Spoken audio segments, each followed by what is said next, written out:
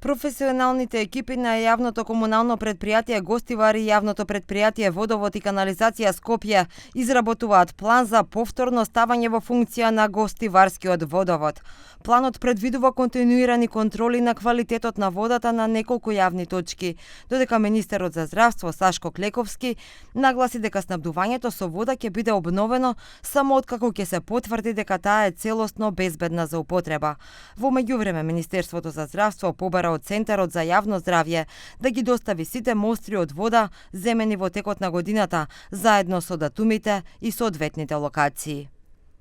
Значи, јавното комунално предпријатие како давател на услугата со закон е задолжено како се врши проверката на квалитетот на водата. Прашањето е дали јавното комунално предпријатие ја вршило таа работа, бидејќи еве можам да кажам Центарот за јавно здравје во Тетово, подрачна единица Гостивар, ја добила набавката за вршење на контрола, меѓутоа таа е со ограничен број на мостри годишно.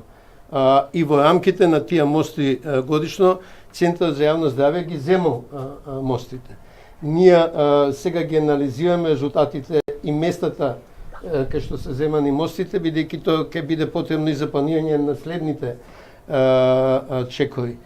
Премиерот Христијан Мицковски во врска со кризата прогласена во Гостивар и механизмите за институционална поддршка што ќе ги презема владата, изјави дека приоритет е обезбедување техничка вода за жителите, а потоа и вода за пиење за домаќинствата во Гостивар. Сам ќе се донесат одлуки.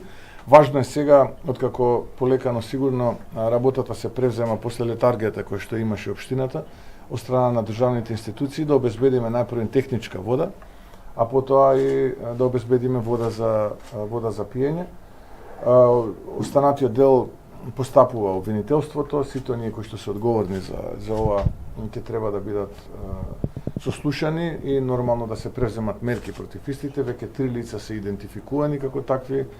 Јас колку што знам, определени се мерки за обезбедување, така што институциите како никогаш досега во најбрзо време реагирале. Надлежните институции апелираат до граѓаните и понатаму да ги следат препораките на компетентните органи.